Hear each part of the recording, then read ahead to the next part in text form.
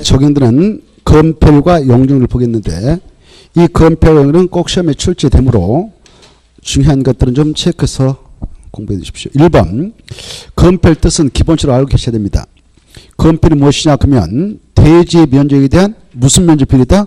건축 면적의 비례다. 체크하시고 2번 용적률이란 대지 면적에 대한 연면적을 비례한다. 이때 용적률 동그라미 3번 보면 2번 3번 보면 용적률 산정하는 경우 연면적에서는 제외되는 부분이 네 가지 있다. 약적으로 뭐랍니까 이거? 지, 주, pp 이게 아주 중요하니까 잘 봐두셔야 되겠고 그 다음에 3번 용도지별 건폐율 용도 최단도 이 건축물을 건축할 때 용도지별로 그 유형이 쫙쫙 규제되어 있는데 그런 건축물 건축할 때 규모의 제한을 가하기 위해서 지역별로 건폐율을 적용해 나감에 있어서 최대한도를 국토계획법에서 규정하고 있습니다. 이런 최대한도는 국토계획법률에 규정되어 있는데 다만 이 건축법이란 법이 또 특별법이기 때문에 특별법을 통해서 그 기준을 강화, 완화, 적용토록 할 수 있고 적용토록 됐다면 그에 따른다는 거 봐주시고 그 다음에 동그라미 1번 이 용도지별 건폐율 용도 최대한도 규제 형식입니다. 그 동그라미 1번은 건폐율 최대한도 규제 형식인데 1단계 법률에서 국토계획법률 수정하고 있고요. 2단계는 대통령령 3단계는 조례로 정하고 있다. 1단계, 2단계, 3단계 써놔요. 1단계 국토계획 및 대한 법률 2단계 대통령령 3단계 조례 거기 보면 마지막 줄 보면 지정된 용도자 안에서 건폐율 및 용도로 최단도는 넘어가서 보시면 최단도는 바로 국토의 계획 및 법률에서 정하는 범위 내에서 거기다 국토의 계획 및 법률 거기다 그 1단계 밑에 대통령이 정하는 기준자 대통령령에다 2단계 마지막에 특강 특특 시군의 조례 3단계 그렇게 써놔요. 3단계. 그래 이 용도지별 건폐율 용도 최단은 3단계로 규정되어 있다. 그 밑에 표를 보시면 이 표가 이제 용도지별 건폐율 용도 최단인데 그 국토계획법이 있고 대통령 나와 있죠. 조례는 지자체마다 다 다르니까 여기서 우리가 알 필요가 없고요. 시험권으로서는 국토계획법률에서 정하고 있는 수치하고 대통령 시행령에서 정하고 있는 수치를 알아나가도록 해야 합니다. 이 표는 반드시 암기를 해야 되고요. 근데 용적률 보시면 대통령령에 의한 표를 보시면 50% 이상 100% 이하 이렇게 됐잖아요. 앞에 있는 것은 몰라도 돼. 그냥 100%, 150%, 200%, 250% 이 두 개만 쫙 알도록 하셔야 됩니다. 앞에 있는 수치는 몰라도 돼요. 최고한다만 알면 되거든. 최고한다만 알면 되니까 뒤에 것만 보고 앞에 것은 지워버려도 돼요. 시험 공부할 때 뒤에 것만 보도록 하시고 이 수치는 반드시 암기를 해야 됩니다. 여기에서 이제 금방 살펴봤던 이 파트에서 한 문제 꼭 나오거든. 이제 금방 했던 파트에서 그래 이제 금방 했던 내용을 다시 한번 정리해 보겠습니다.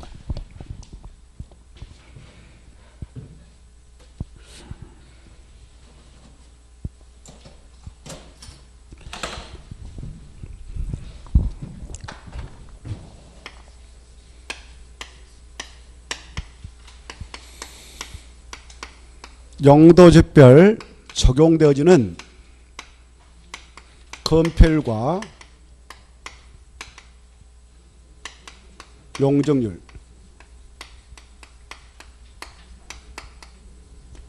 먼저 이 건폐율하고 용적률은 무엇을 하게 될 때 적용하기 위해서 법에서 규정하고 있는가? 건축물을 건축해 나갈 때 이 건축물을 건축해 나갈 때 적용하기 위해서 두고 있는 게 건폐율과 용적률로서 이 건축물 허용되는 건축물을 건축할 때 이 밑바닥 건축물 밑바닥 이걸 건축면이라고 합니다.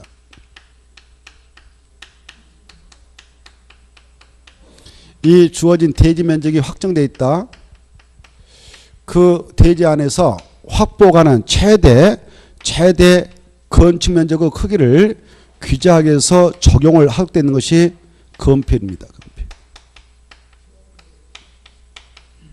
그리고 이 청층이 올리는 이걸 각층 바닥 면적이 청층 올릴 때 이 각층 바닥 면적 합계 이걸 연면하는데 연면적의 최대 규모를 규제하기 위해서 적용토록 되는 것이 용준입니다. 이 건폐를 적용을 통해서 건축물로 수평적 규모를 규제하게 되고요. 용적을 적용을 통해서 건축물로 수직적 규모를 규제하고 있어요. 올리는 거. 이걸 규제하는 것이 용적률. 밑에 건축면적 크기를 규제하자는 것이 건폐이다. 이렇게. 그래 이 하나의 건축물을 건축해 나갈 때는 건축면적 크기도 규제받고 연면적 크기도 규제를 받는데 그걸 규제하자는 것이 건폐가 용률이다. 이때 건폐율에 대해서 한번 보겠습니다.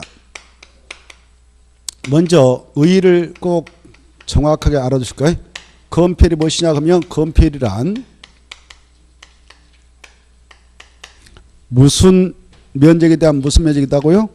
대지 면적에 대한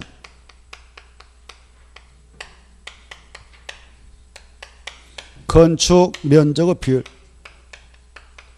이건 기본적으로 어디다 넣어놓고요.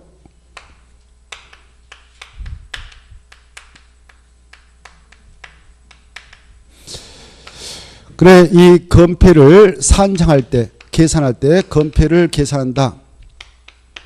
그럴 때는 분모를 대지 면적으로 잡고 분자는 건축 면적 곱하기 100% 이렇게 산정하면 됩니다. 자, 그리고 이 건폐를 규제하는 목적이 있는데요. 건폐를 적용해서 규제 목적이 있겠는데 이 주어진 대지 안에서 대지 안에서 확보 가능한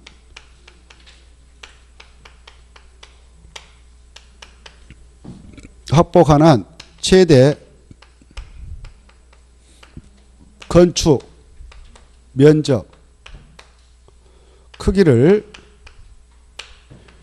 규제하겠다. 그래서 대지 안에 빈 땅, 빌공짜, 땅지자, 공지를 확보를 하겠다. 그래서 그 건물과 건물 사이 여백이 발생하도록 해서 통풍과 채광, 일조를 양호케 하고 화재 발생 시 연쇄적 확산을 방지하겠다 해서 건폐를 적용토록 하고 있는데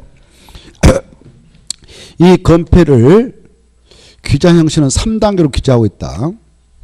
3단계. 그래 용도지별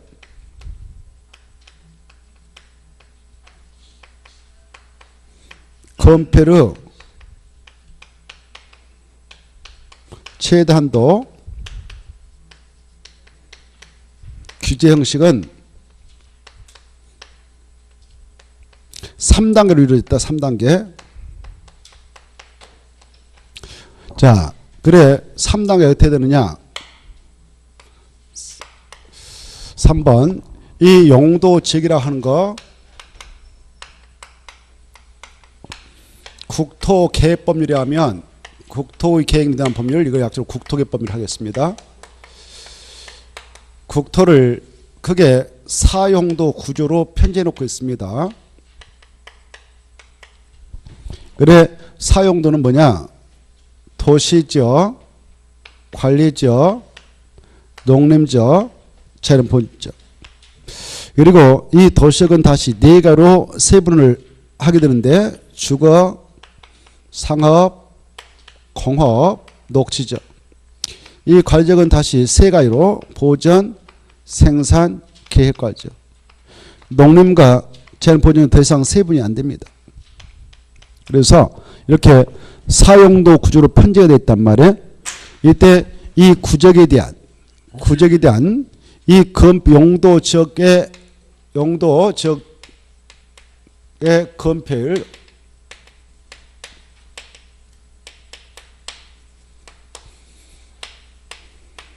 최단도는 이 구적에 대한 것은 법률에서 규정하고 있어요. 법률에서. 그래 주거적은 70% 이하. 상업적은 90% 이하. 그리고 공업적은 70% 이하. 그 다음에 녹적은 20% 이하 이렇게. 그 다음에 비도시적인 이쪽 대부분 20입니다. 20. 20인데 계획관리만 40% 이하. 20, 20. 이렇게 구적에 대한 건폐를 찾는 법률에서 정하고 있어. 법률. 이 법률에 여기 봐봐요. 이걸 여러분들은 이제 기억하셔야 돼. 주상공로 한번 쉬고 7972 밑에 보호생의 농량은 다 2인데 개만 40이다. 이렇게 개사. 아무튼 암기하시고 이 법률 국토개혁법률에 하면 구적에 대한 건폐를 찾는 이와 같이 규정하고 있습니다. 이 법률의 하위기범이 대통령이죠. 대통령령. 대통령령을 달리 시행해야 하지 않겠습니까? 국토개혁법률 시행령. 시행령에서 이 주거적의 땅을 다시 6개로 세분을 하고 있어요. 전용, 주거적, 일반, 주거적, 그 다음에 준주거적 이렇게 나오는데 전용은 1종, 2종, 일반은 1종, 2종, 3종, 주는 세분되지 않죠.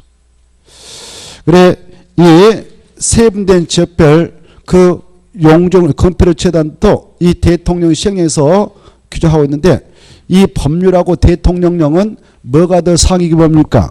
법률이 훨씬 상위법이죠. 그래서 상위법인 법률 통해서 주거적의 건폐를 채는 70% 이하다라고 선을 그어놓고 있기 때문에 하위기법인 대통령을 통해서 세분화된 이 적별 건폐를 채널 적용해 나갈 때는 허용해 나갈 때는 이 수치를 초과하는 범위에서만 적용해 나가고 있어요. 그리고 그 수치를 보면 전용 1, 2종은 다 50% 이하. 일반 1, 2종은 60% 이하. 제3종은 50% 이하. 그리고 주거적은 70% 이하. 이와 같이 다 70% 이하에서 끝나죠. 이 수치를 기억하셔야 됩니다. 그 다음에 상업적은 대통령에서 4가로 세분해 놓고 있는데 4가지 무엇이냐? 중, 일, 유, 군. 이 지역별 건폐를 취한다는 90% 이하의 범위에서 결정나겠습니다.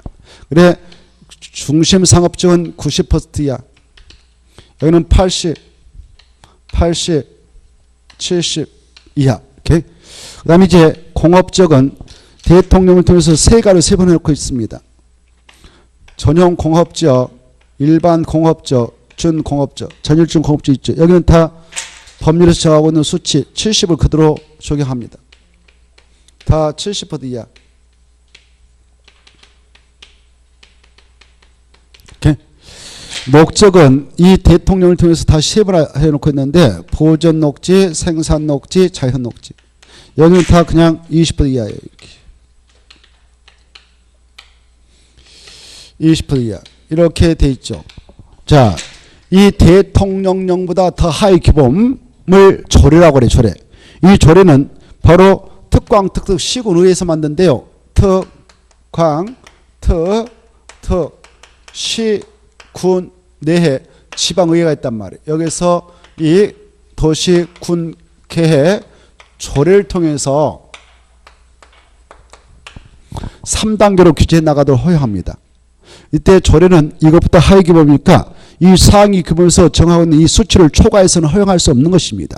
그래서 이 대통령에서 정하고 있는 용도별 이 최단들을 초과하지 않는 범위에서 그 수치를 정해서 적용해 나가도록 하고 있어요. 이 수치는 우리 시험범위에 들어오지 않습니다. 다만 여러분은 이 용도별 건폐를 채널을 규제하는 형식은 3단계를 규제했다.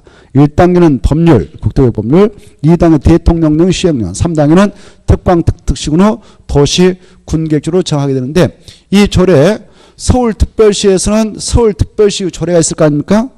그 조례에서 제1종 일반, 제1종 전용 주거지에 있는 땅에서 건축물 건축할 때는 건폐율이 50% 이하다 이렇게 할 수도 있고 뭐 40% 이하다 3 이렇게 정할 수가 있어요.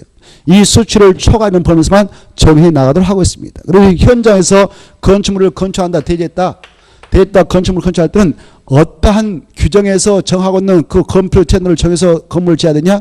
조례. 현장에서는 조례 수치를 정해서 건물을 지게 돼 있어요. 알겠죠? 이때 여러분이 바로 땅을 가지고 있는 그 땅이 서울특별시 있다 그러면 서울특별시 조례를 봐야 될 것이고, 대전광역시에 있으면 대전광역시 조례를 봐야 정확한 영도입별제 건폐용도 최단을 확인해 나갈 수가 있다 하겠습니다. 이 흐름을 이해해 두시고 우리는 여기까지는 알고 계셔야 된다. 이 수치는 암기해야 된다. 이 수치가 시험에 나오니까. 이 수치를 머리에다 달달달 하도록 노력하셔야겠다. 보시다시피 이와 같이 영도입별로 건폐용도 최단 다르죠. 그래서 여기 보세요. 이렇게 있는데 이 도로가 있고요. 이 땅은 A가, 이 땅은 B가 대지 소유자다. 이 대지 면적 각각 1000제곱미터다. 1000제곱미터다. 그런데 이 대지가 만약 여기에 있다. 제1종 전용 주거지에 있는 대지라면 허용도는 건폐로 채운다가 얼마인가요? 50% 이하죠. 50% 이하니까 이 대지 소유인 A가 됐든 B가 됐든 자기네 땅에다 바로 건축 면적을 아무리 많이 확보하고 싶어도 대지 면적이 1000이라고 한다면 건폐율이 50% 이하밖에 허용되지 않는다. 그때 확보 가능한 최대 건축면 이것을 절반까지만 확보할 수 있기 때문에 500제곱미터를 초과하면 안 되겠다 이거죠. 그래 A가 자기네 땅에다 건물을 지고자 할 때 건축 면적은 아무리 크게 확보하고 싶어도 500제곱미터, B도 500제곱미터. 이걸 초과하면 건폐를 초과해서 일반 건축이 되는 것이죠. 이렇게 규제함으로써 대지 안에 빈 땅이 공지를 확보하게 하는 거예요. 공지. 그래서 건물과 건물 사이에 여백이 발생하도록 해서 서로 간의 통풍도 채광도 일조도 양호하게 해서 위생적인 환경을 조성해 나도록 유도하고요. 그리고 건물과 건물 사이에 여백이 발생하도록 해서 화재 발생 시 연쇄 확산을 방지하자. 라는 취지에서 건폐를 적용해 나가고 있습니다. 이 건폐는 이 건축 면적의 크기를 규제하고 있기 때문에 층층 올리는 규모를 규제하지는 않습니다. 그래서 높이 층수를 규제하는 성질은 없어요. 이건 규제하는 성질이 없어요. 건폐는 밑바닥만 규제하죠. 이 층층 올리는 이 건축으로 높이 층수를 간접적으로 규제해 나가도록 하기 위해서 적용을 하도록 되는 것이 뭐냐? 용적률이다 이겁니다. 용적률. 알겠죠? 용적률이. 자, 그리고 이 건폐와 관련해서 이 건폐를 쳐나가 아까 이 땅 주인들 바로 50% 이하면 대지 안에 건축면이 500제곱미터가 최고 크겠는데 이때 500까지 꼭 확보할 의무는 없는 거예요. 그냥 300만 잡고 건축이 돼요. 이건 자유예요. 자유. 이 면적을 초과하지 않는 범위에서만 선택적 면적을 정하면 됩니다. 초과하면 안 되는 것이고요. 근데 이 친구들이 말이죠. 500까지 확보할 수 있는데 B가 건물 질 때 올해 한동 세움에 있어서 한 400 잡고 건축 면적 잡고 올렸다. 건축 면적. 지금 100을 안 써먹었잖아요. 다음에 여기 건축한다. 옆에다 증축하려고 한다. 그때 이 별동을 세운다. 옆에다 붙여서 세우든 이 건축 면적은 증축할 때 이 건축 면적은 200 잡으면 안 돼요. 아무리 크게 잡아도 100을 초과하면 안 된다. 이렇게 하셔. 알겠죠? 100을 합해서 하나의 대지 안에 이 건축 면적을 합계해 가지고 500까지만 확보한다. 합계. 건축 면적 이거 합계해 가지고 두 동 이상 세울 때는 합계로서 건폐를 시작한다. 이렇게 하십시오. 합계로서. 자, 그래서 여기 별동을 세울 때는 100으로 해도 되지만 200, 300 잡고 올리면 위법이 된다. 이렇게 하시고. 그 다음에 이제 이 용적률 보겠습니다. 용적률. 이거 지워버려도 되죠?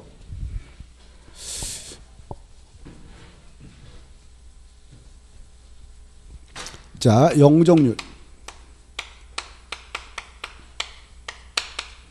용적률 뜻 아까 봤는데 용적률 뭐냐 그러면 따닥 나와버려야 돼. 그 말씀 드리기 전에 여기 폐자가 무슨 폐냐? 덮을폐다 이렇게 생각하세요. 폐자가 뭐다고요? 덮을폐. 주어진 대지 아까 1000이 있었다. 거기다 건축면적으로 50%까지 덮을 수 있다. 그 말은 건축면적 확보할 때 500까지만 잡아서 대지를 덮을 수 있다 이겁니다. 자, 그 다음에 이제 용적률이라는 거 보겠는데 용적률이란 대지 면적에 대한 건축 면적 하면 틀리고 뭐다고요? 연면적이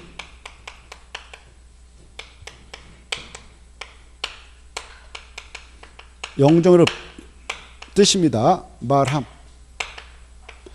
비율을 말한다. 연면적을 비율을 말한다. 대지면에 대한 연면적 비율을 말한다. 그래 이때 용적률 산정 시 단 용적률 계산할 때 산정 계산 이 연면적에는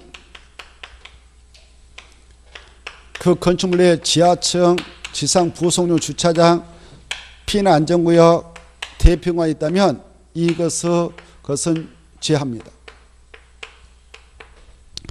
자, 그래 용적률 산정할 때 계산할 때는 대지 면적 분의 연면적 곱하기 100% 하는데 이때 용적률 산정에 따른 이 연면적에는 이게 있다면 이걸 제한다. 지주 PP는 제합니다. 왜? 이게 중요해요. 자, 이 용적률은 간접적으로 건축물 높이를 규제하는 성질을 갖고 있습니다. 높이 규제하는 성질을 가지고 있어요. 이 적자가 쌓을 적이거든. 건물 얼굴용이거든. 얼굴을 만들어가는 그 경우 층층이 쌓을 수 있는 규모를 규제했다는 것이 용적률이기 때문에 높이를 규제하는 성질을 간접적으로 가지고 있다 이렇게 하시고요. 예컨대 이렇습니다. 이 건축물을 건축하게 될 때 이 대지 면적이 1000이다. 대지 면적 1000이다. 그랬을 때 여기다 건물을 이렇게 건축에 들어간다 합시다. 이렇게. 건축하는데 이 각층 바닥 면적을 각층 바닥 면적 크기를 200으로 잡고 올린다 합시다. 200. 그리고 이 건물 주택에 지하층도 만들었어. 지하층. 이게 지하층이라 합시다. 지하층 2개 만들고 지상층 만들었어. 지상층의 1층은요. 필로티 구조로 해서 기둥 받고 벽 없이 부속용 주차장을 넣었어. 부속용 주차장. 지하층이에요. 지하층. 그리고 2층, 3층, 4층 주택이라 합시다. 이렇게 만들었을 때 이 건축물의 연면적 얼마냐? 그러면 연면적 뜻은 원래 그래요. 연면적이란 하나의 건축물로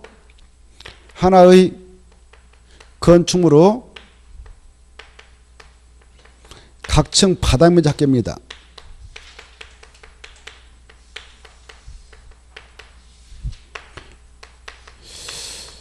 각층 바닥 면적 합계할 때 각층은 지하층과 지상층을 다 포함하는 거예요. 그래서 연면적을 원래 지하층과 지상층을 다 포함해서 바닥 면적 합계로서 계산하는데 그래서 이 건축물 연면적 얼마냐 그러면 하나, 둘, 셋, 넷, 다섯, 여섯 개니까 2, 6, 12에서 1200정도다 이렇게 해요.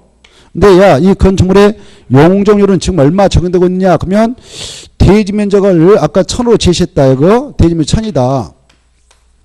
용적률을 물어보면 이 연면적을 이해하셔야 돼요. 용적률 산정용 연면적 계산할 때는 그 건축물에 지주 PP가 있다면 이걸 제하거든. 그래서 지하층 무조건 제해. 지상 부속 주차장 제해. 그래서 이걸로만 산정하게 됩니다. 그러면 600에 불과하죠. 600. 그래 용적률 산정용 연면적 계산할 때는 그 건축물에 지하층, 지상 부속용 주차장, 피해 안전구역 대피가 있다면 이것들의 설치를 권장해 나가도록 하기 위해서 이것들은 빼주고 있다. 이게 주게. 그리고 이 건축물의 용적률은 지금 얼마냐 그러면 갖다 대입해 보니까 얼마입니까? 60%가 지금 적용되고 있다. 이렇게. 자, 이와 같이 용적률이라고 하는 것은 바로 지상에 노출시키고자 하는 건축물의 입체 규모를 규제하고자 바로 적용을 하고 있는데 고로 예컨대 또 이렇게 한번 또 예를 들어볼까요? 이 대지 면적이 1000제곱미터인데 여기에 용적률이 바로 200% 허용되는 땅이라 합시다. 최대 한도가. 그리고 이 대지의 건폐율은 50% 적용된다 합시다. 그때 확보 가능한 최대 건축 면적은 500제곱미터가 될 겁니다.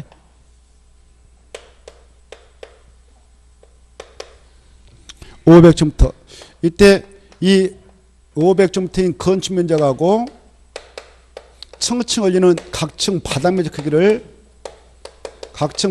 크기를 동일하게 해서 건축물을 설계해서 건축한다고 가정합시다. 그래 순수하게 지상 주택용으로만 건축하게 될 때에 몇 층을 그 주택으로 세워버리면 건물은 끝나느냐? 이렇게 건물을 때 순수 주택으로 진다면 바로 몇 층 올리면 끝나냐면은 이 대지의 용률이 200% 허용되고 대지면이 1000이다.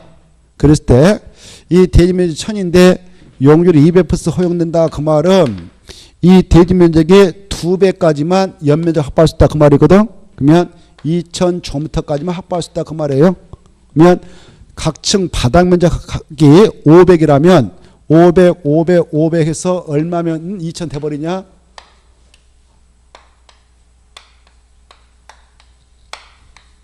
몇 층 올리면 2000 나와버린가요? 4층에. 여기에서 끝나는 거예요. 이렇게. 이게 주택이다, 주택이다, 주택이다, 주택이다 하면 여기서 끝나버리는 거예요. 더 이상 올리면 용적을 초과해서 이방원시면 돼버린다. 이렇게. 예? 이렇게 하면 2500이 나와서 바로 연면적 200까지, 2000까지만 확보도 귀찮고 있는데 이걸 초과해서 이방원시면 돼. 그래서 이걸 건축할 수 없어서 이 용적률 적용이 있게 되면 간접적으로 건축물 높이를 규제하게 된다. 이렇게 하는 거예요. 높이를 규제해야 된다. 만약 이 건물 질 때에 1층에다 피로티 구조인 주차장을 했다면 이 주차장이 차용은 500원 용적률 산정용 연면적에 제외를 해주니까 바로 일단 1500까지만 확보됐다. 이렇게 할 수 있죠. 용적률 산정용 연면적은 1500만 확보됐다. 이렇게 할 수 있어. 그러면 주택용으로 층수 높이를 법에서 허용하고 있다면 이 끝층을 올려도 되겠죠. 주택으로. 예. 지하층은 또 한없이 파고 들어가도 용적률 위배되지 않아요. 지하층은 한없이 파고 들어가도 용적률은 위배될 일이 있다 없다? 없다. 이렇게 하십시오. 용적률을 계산할 때는 지하층 면적은 다 제외를 해서 지하층 설치를 권장하고 지상 부속용 주차장 설치를 권장하고 피해 안전구역 대피공간의 설치를 권장하기 위해서 용적률 산정용 연면적 계산할 때는 이 면적을 빼주고 있다. 이렇게 하십시오. 자, 이러한 용적률 최단도도 용적률 최단, 용도집별 용적률 최단 똑같아.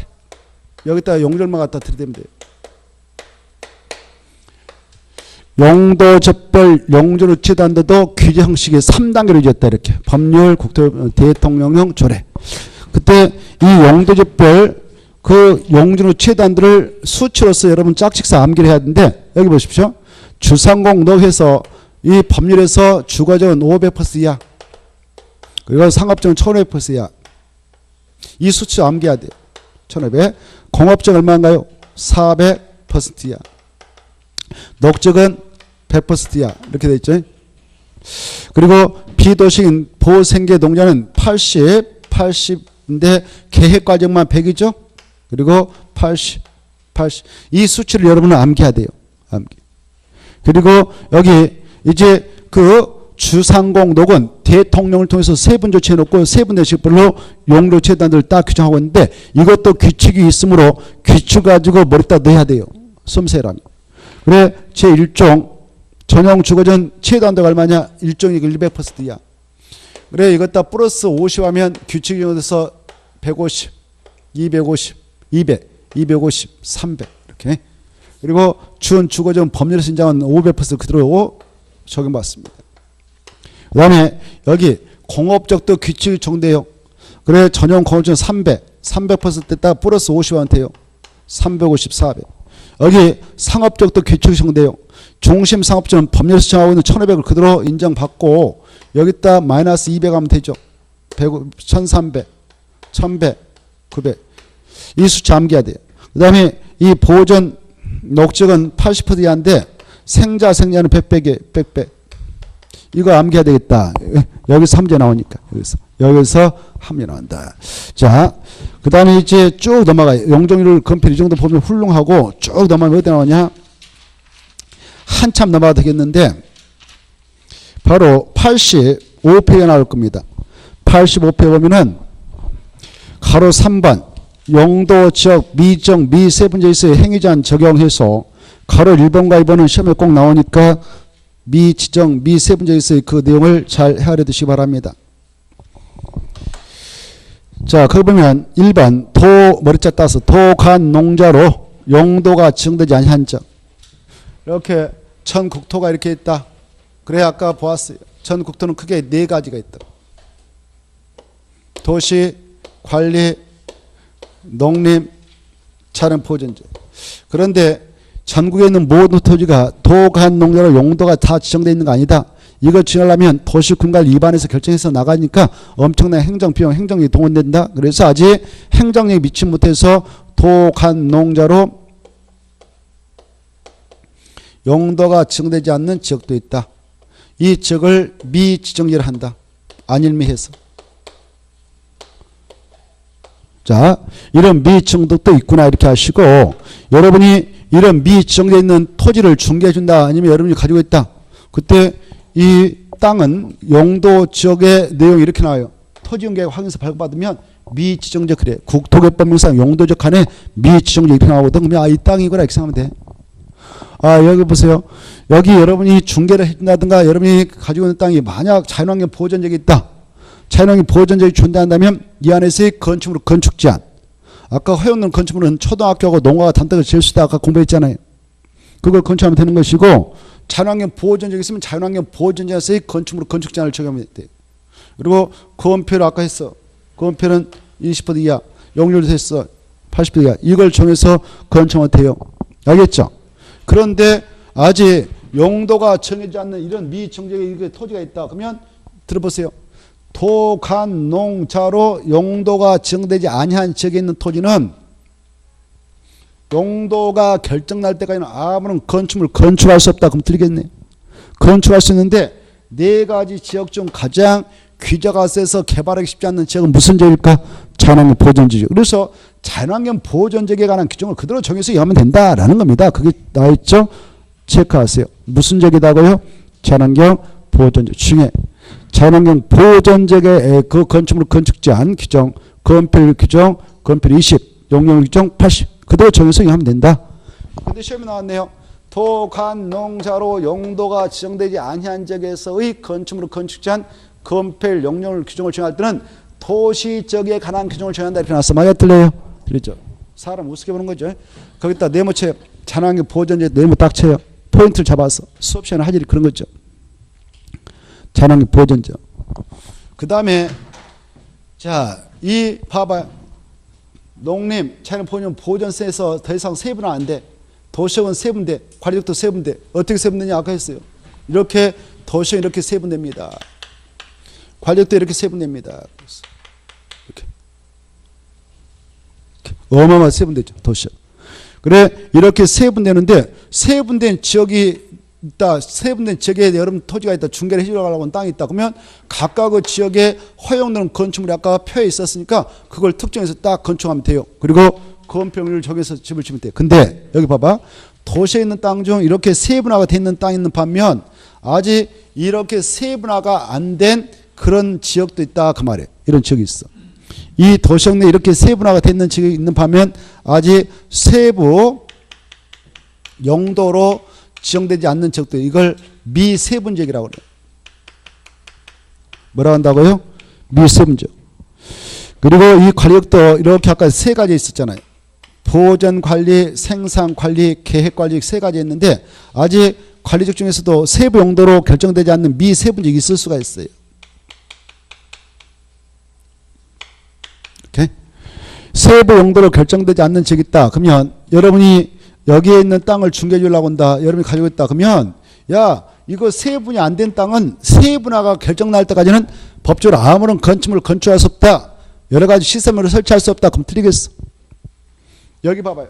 이 도시역 내에 미자가 들어가 있는 이 지역은 바로 도시역 중 가장 규제가 센 지역이 보존 녹지역이거든. 그래서 보존 녹지역에 건축할 수 있는 건축물 여기다 건축하면 합법적이다. 보존 녹지역에 관한 규정을 정한다. 이렇게 하는 거예요. 무슨 지역? 보존 녹지 찾아서 체크. 보존 녹지. 그 다음에 이 관리적은 세부 용도로 아직 결정나지 않는 땅이 있다면 보생 개정 보존 관리적. 보존 관리에 관한 규정을 정한다. 체크. 보존. 보존 관리적 네모, 보존 녹지적 네모. 네모 쳤나요? 자연환경 보존 네모 쳤죠. 네모를 쳐놓고 보니까 네모 안에 공통된 요가 있죠. 뭐예요? 다 보존, 보존, 보존. 할 거 뭐가 있어? 할 것도 없죠. 그래 도간 농자로 용도가 정되지 않는 지역은 자연환경 보존지역.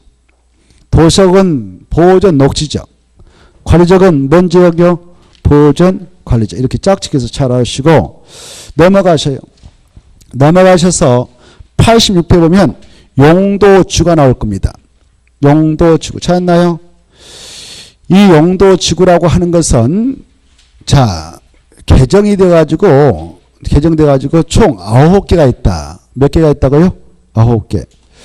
그래 용도지구는 9개가 있는데 국토계획법상 용도지구 9개 명칭을 꼭 기하실 것. 거기 보면 경관지구, 고도지구 쭉 나와있죠. 밑에 보면 경관지구, 고도지구 있죠. 그래 자 용도지구를 보겠는데 몇 페이지인가요 그게?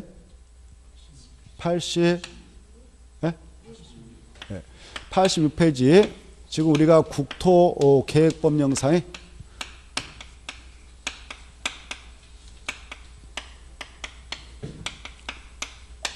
용도지구를 지금 보고 있는데요. 여기서 함재 나옵니다. 용도지구에서 함재. 내용은 쉽게 나올 거예요. 근데 대폭 개편됐거든. 개정돼가지고요. 개정 내용을 그때 다 방향에서 기록해 놨습니다만은.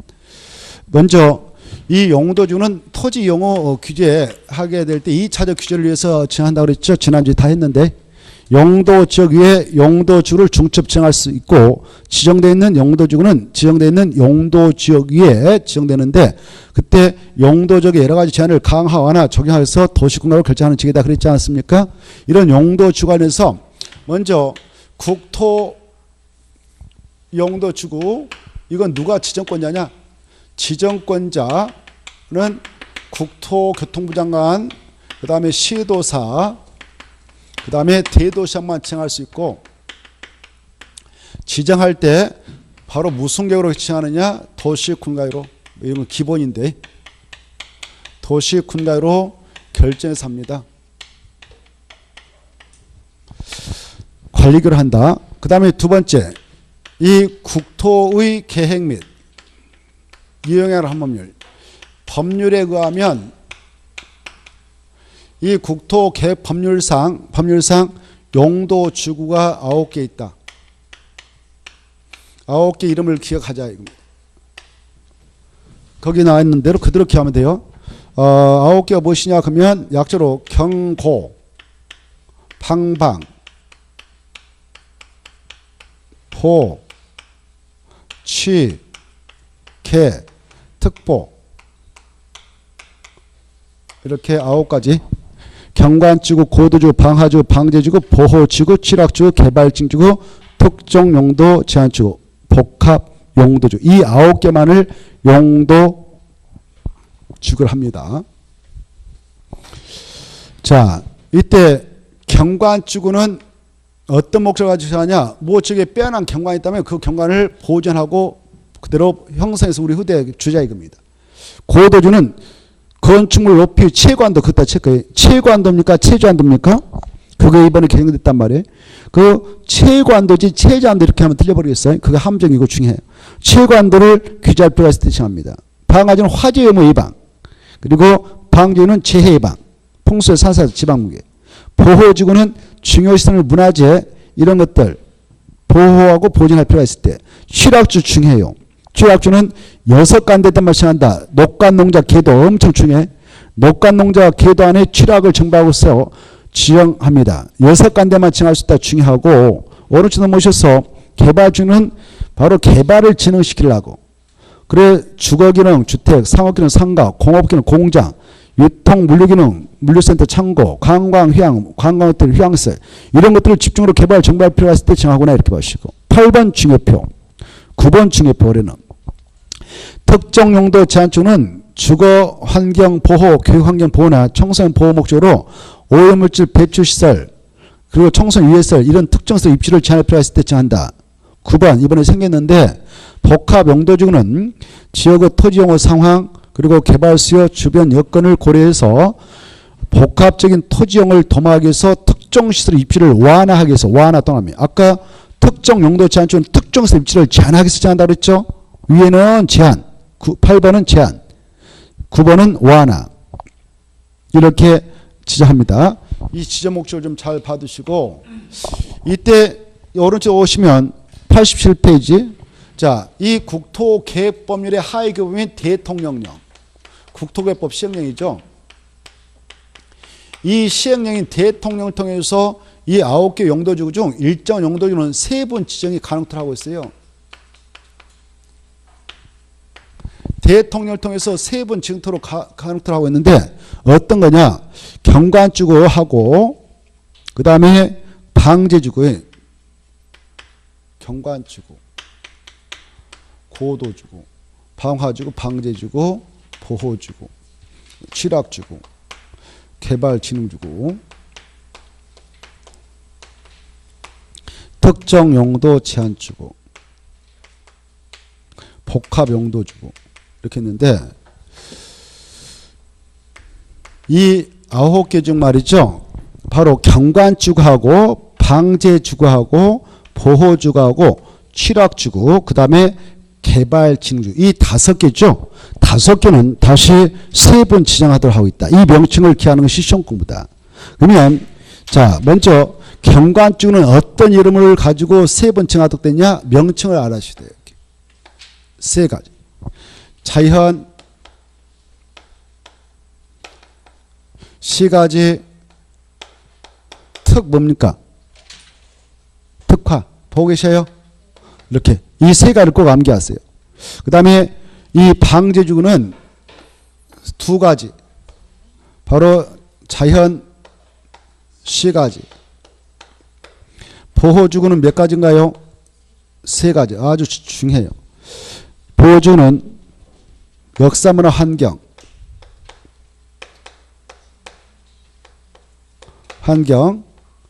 그 다음에 중요시설물, 그 다음에 마지막 뭔가요? 생태계. 이 명칭을 꼭 암기하세요. 그 다음에 취락지구 2가지가 있죠. 자연하고 집단 이 명칭을 암기해야 되겠고 개발지구 5개 있죠. 5개를 꼭 기억하실 것. 주거, 산업, 유통 그 다음에 그 관광휴양 그 다음에 복합 특정 이렇게 5개로 3번 정할 수 있다. 아시고 그런데 이 대통령령이 더 대통령보다 더 하게 보면 이 시도의 조례 시도사가 대도시장이 자기 지역에 필요하다면 이 조례를 통해서 바로 또 추가 3번 내지 3번 할 수 있는 게 있는데 그걸 이렇게 넘어가서 한번 체크해 볼까요?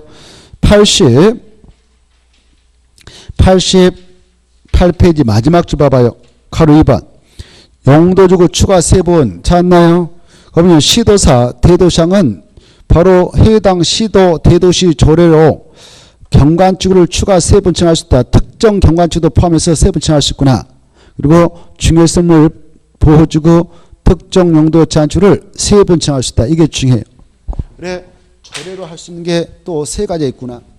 조례로 3번 할 수 있는 것은 이거 경관지구는 바로 추가로 필요하면 이 3가지 이름을 쓰지 않고 다른 이름을 만들어서 새롭게 신설해 가지고 뭐뭐뭐 경관지구다라고 추가 3번 정할 수 있어요.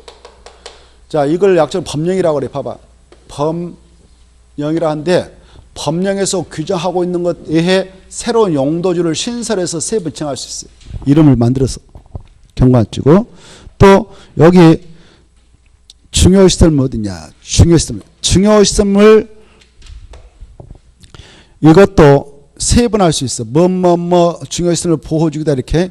이것은 3번란 말 안 쓰고 그냥 추가란 말 안 쓰고 그냥 3번 할 수 있다. 조례로 3번 지정할 수 있고요. 그리고 또 이것도 특정 용도 제한지구도 조례로 3번 지정할 수 있습니다. 그런데 조례까지 동하려도 3번 할 수 없는 게 있다. 고도지구는 3번 안 된다. 방화지구도 3번 안 된다. 그리고 또 무엇도 복합 용도지구도 3번 할 수 없다. 3가지는 절대 3번 할 수 없습니다. 고도지구, 방하주거, 복합 용도주는 세분 지정할 수 없다라는 거. 그리고 이 칠학주거하고요, 복합 용도 지구라고 하는 것은 특정 장소에만 지정하도록 규정하는데, 이제 금방 칠학주는 6곳에다 정할 수 있다고 그랬죠. 6곳. 6곳을 기억하셔야 돼요. 6곳이 뭐였나요? 녹지, 관리, 농림, 자연 보존지역하고 개발 제한구역, 도시자연 공구역. 그런데 이 복합 용도지역, 여기 보세요. 복합 용도지구도 이번에 신설됐는데 이것도 3가지에다만 정하도록 되어 있어요. 3가지. 3가지가 뭐냐면은 바로 여기 3가지가 일반 주거지역하고 그 다음에 일반 공업지역, 일반 공업지역하고 계획과적에만 지정하도록 규정합니다. 이제 복합 용도지구는 3가지. 일반 주거지역, 일반 공업지역, 계획과적만 지정하도록 규정해요. 이걸 한번 체크해 보겠어요. 자, 지금 전에 설명했던 내용을 확인해서 체크해 드릴 테니까 87페이지 박스 안에 있는 명칭들 꼭 아실 거. 명칭. 경관지구는 경자시특, 방지는 방자시, 보호주는 역사문화 환경 중요성을 생태계, 취자집 넘어서 개, 주산, 간복토 거 알아주시고, 그 다음에 오른쪽 넘어오셔서 89페이지 보면 가로 4번 복합 용도지구, 이거 새로 생겼는데 복합 용도지구 지정해가지고 셋째 줄, 넷째 줄, 넷째 줄. 이 복합 용도지구는 일반 주거적, 일반 공업적, 계획과지역에다 지정한다. 이 3개 지역에다 복합 용도지구 지정할 수 있다. 이거 체크. 그래, 복합 용도지구는 그 3가지에다만 지정할 수 있다. 이렇게 꼭 알아주시고. 그리고 앞으로 가셔서 아까 말씀드렸던 칠학주는 바로 86페이지 6곳에만 지정할 수 있다 그랬죠? 6곳. 86페이지 마지막 줄. 86페이지 마지막 줄. 칠학주는 녹간농자 계도. 찾았나요? 그리고 87페이지 하단부. 칠학주는 다시 자연하고 집단이 있는데 자연 칠학주는 녹간농자 안에 칠학을 정비할 필요가 있을 때 정한다. 집단 칠학주는 개발 장구에다만 지정해서 개발 장구를 칠학을 정비할 필요가 있을 때 정한다. 이 정도는 꼭 알아주셔야 돼요. 넘어가시고 다음에는 뭐 쭉 넘어가서 자 90페이지 보면은 4번이 나올 건데 용도 주관에서 생기자가 있죠. 용도 주관에서 생기자 몇 가지만 체크하고 마치겠습니다. 가로 1번. 여러분이 경관 쪽에 있는 땅을 만났다. 그러면 여기서 건축자는 무엇을 봐야 알 수 있을까? 이거 알고자 할 때는 동그란 1번 조례 둘째 줄. 경관 쪽 안에서는 도시 군계를 조치하는 건축물 건축할 수 없다. 조례를 봐야 되고 오른쪽에 바로 가로 2번 방제지도 똑같아. 방제지도 둘째 줄 보면 도시 군계를 조치하는 건축물 건축할 수 없다. 조례. 넘어가시고 그 정도 보시고 넘어가서 보시면 가로 2번 애해가 중요이지. 애해에서 1번 중요하다. 고도주는 중요표 별표 3개. 여러분이 고도주 만났습니다. 고도주 안에서는 무엇으로 정하는 높이를 초과하는 건축물 건축할 수 없는가? 도시 군 관리계. 초과는 그 말 동합치 없다 중요해. 그 다음에 2번 여러분이 자연 칠학주 안에 들어갔어요. 그때 여기다는 무엇을 건축해야 될까? 이거 알고 잘 때는 거기 나와 있어. 자연 칠학서에서 건축할 수 있는 건축은 국토개법률 시행령에 규정하여 따르면 된다. 그런데 그 밑에 있는 거 그겁니다. 그거 보면 몇 층에만 건축됐냐? 4층에만. 이것만 딱 봐두셔. 여러분이 자연 칠학주 만나면 몇 층에밖에 못 지냐? 그러면 4층이야. 오른쪽 넘어오시면은 집단 칠학주고. 여러분이 집단 칠학주가 만나면 이 안에서 뭘 건축해야 될까? 이거 알고 있던 개발 제한구 지점에 관련 특별 조치를 보면 된다. 개발 제한구 지점. 그거 받으시고 넘어가셔서 가로 4번을 보시면은 개발 진중은 2번과 3번만 봐두셔. 2번과 3번. 이 개발 진흥조에서는 지구 단위계 개발계획이 수립됐다면 그 계획에 위반하는 건축물을 건축할 수 없고 그 계획이 수립되기 전에는 조례가 정하고 있는 것만 건축할 수 있다. 이렇게. 그리고 지구 단위계 개발계획을 수립하지 않는 개발 진흥조에서는 해당 용도적에 허용되는 건축물을 건축할 수 있다. 이 정도만 딱 받으세요.